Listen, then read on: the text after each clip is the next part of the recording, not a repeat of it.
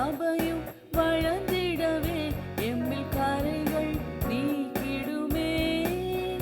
திருச்சபையும் வளர்ந்திடவே விழிப்புடன் செபித்திடும் வீரர்களை விரைந்தெங்கும் எழுப்பிடுமே. விழிப்புடன் செபித்திடும் வீரர்களை விரைந்தெங்கும் எழுப்பிடுமே. வாரும் தேவா வான சேனைகளுடனே வந்து வரமருள் அழித்திடுமே.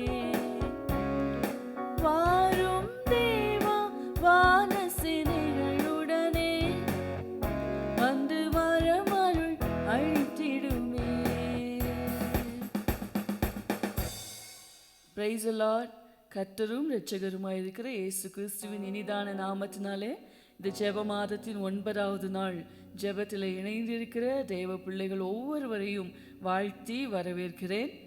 இன்றைக்கும் ஒரு திருச்சபை கட்டப்பட வேண்டும் என்றால், இல்லை என்றால் ஒரு சபையிலே வேகமான வளர்ச்சி இருக்க வேண்டும் என்றால் அதற்கு முக்கியமான தேவை அற்புத அடையாளங்கள். அற்புத அடையாளங்கள் மூலமாக தான் ஆதி அப்போஸ்தலர் காலங்களிலே சபைகள் வேகமாக பெருகின, வேகமாக வளர்ந்தன என்று சொல்லி நாம் வேதத்திலே வாசிக்கிறோம். கிட்டத்தட்ட 40 சூப்பர் நேச்சுரல் திங்ஸ், அதாவது இயற்கைக்கு அப்பாற்பட்ட அசாதாரணமான கிரியைகள் அப்போஸ்தலர்களாலே நடத்தப்பட்டு அப்படியாக தேவ சபையை குறித்த, தேவனை குறித்த ஒரு பயம், ஒரு பக்தி, ஒரு நாட்டம் ஜனங்களுக்குள்ளே வந்து அப்படியாக திரளாக விசுவாசிகள் சபையிலே சேர்க்கப்பட்டார்கள் என்று சொல்லி நாம் வாசிக்கிறோம். எதற்காக அற்புதங்கள் சபையிலே நடத்தப்பட வேண்டும் என்றால், முதலாவதாக டெமான்ஸ்ட்ரேட்டிங் காட்ஸ் பவர், அதாவது தேவன் எவ்வளவு வல்லமை உள்ளவர். நாம் ஆராதிக்கிற தேவன் இன்றும் ஜீவிக்கிறவர், அவர் ஜீவன் உள்ளவர், அவர் சர்வ வல்லமை உள்ளவர் என்பதை விளங்க செய்கிறதற்காக அற்புதங்கள் அடையாளங்கள் சபையிலே நடத்தப்பட வேண்டியது மிகவும் அவசியம். இரண்டாவதாக நாம் போதிக்கிற சத்தியம், நாம் போதிக்கிற வசனம் அற்புத அடையாளங்களின் மூலமாய் உறுதிப்படுத்தப்படுகிறது. மூன்றாவதாக ஒரு சபையிலே அற்புதங்கள் அடையாளங்கள் நடக்கும்போது அது விசுவாச மக்களினுடைய விசுவாசத்தை கட்டி எழுப்புகிறது மாத்திரமல்ல, புறஜாதிகளிடம் கூட தேவன் ஒருவர் உண்டென்கிற விசுவாசத்தையும் நம்பிக்கையும் ஏற்படுத்துகிறதாக இருக்கிறது.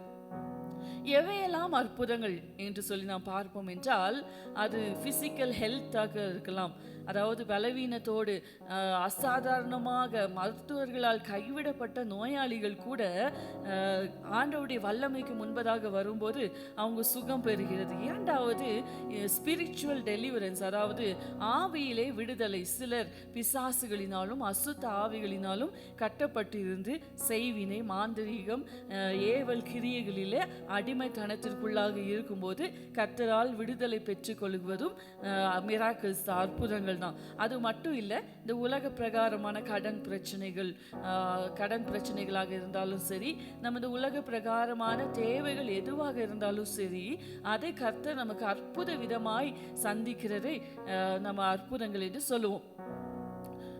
நான் ஏற்கனவே சொன்னது போல ஆதி அப்போஸ்தலர் காலத்திலே விசுவாசிகள் கூடி இதற்காக ஜெபித்தார்களாம். எப்படி ஜெபித்தார்கள் என்று சொன்னால், அப்போஸ்தலர் 4வது அதிகாரத்திலே 30வது வசனத்திலிருந்து விசுவாசிகள் இப்படியாக ஜெபிக்கிறாங்க பாருங்க.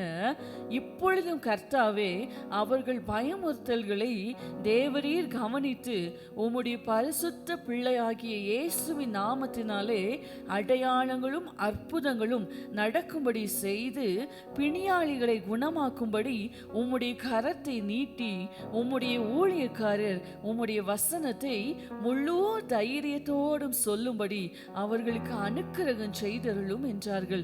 பாருங்கள், ஆதி அப்போஸ்தலர் காலத்திலே இவ்வளவு அற்புதங்களும் இயற்கைக்கு அப்பாற்பட்ட கிரியைகளும் அப்போஸ்தலர்களால் நடத்தப்படுவதற்கு மிக முக்கியமான காரணியாய் இருந்தவர்கள் அன்றைக்கு இருந்த விசுவாசிகள். அவர்கள் ஜெபிக்கிறார்கள். பாருங்கள், எங்கள் அப்போஸ்தலர்களுடைய கைகளினாலே அற்புதங்களை செய்ய வேண்டும் ஆண்டவரே, அதன் மூலமாக உம்முடைய வசனத்தை நீங்க உறுதிப்படுத்த வேண்டும் என்று சொல்லி அப்படியாக ஜெபித்த போது வேதம் சொல்லுகிறது, அப்போஸ்தலர் 14வது அதிகாரம் 3ஆம் வசனத்திலே, அவர் தமது கிருபையுள்ள வசனத்திற்கு சாட்சியாக அடையாளங்களும் அற்புதங்களும் அவர்கள் கைகளால் செய்யப்படும்படி அனுக்கிரகம் பண்ணினார் என்று சொல்லி.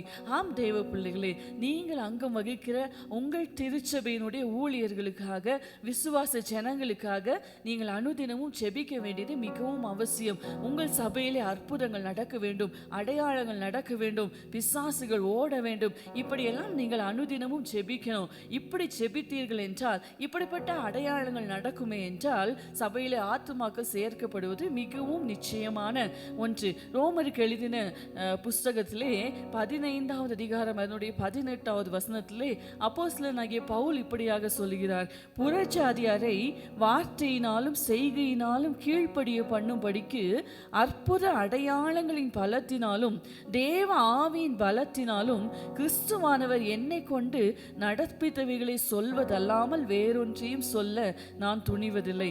அப்படியானால் நாம் போதிக்கிற வார்த்தைகள் செய்கையினால் கீழ்ப்படிய பண்ணும்படிக்கு அற்புத அடையாளங்களின் பலம், தேவ ஆவியினுடைய பலம் அங்கு செயல்பட வேண்டியது மிகவும் அவசியமாக இருக்கிறது.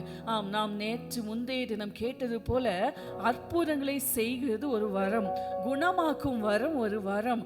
ஆமென். இந்த வரங்கள் ஒரு சபையிலே செய்யப்பட வேண்டியது மிகவும் அவசியம். இயேசுவின் நாமத்தினாலே ஒவ்வொரு சபையிலும் அசாதாரணமான கிரியைகள், இயற்கைக்கு அப்பாற்பட்ட கிரியைகள் நடத்தப்பட வேண்டியது மிகவும் அவசியம்.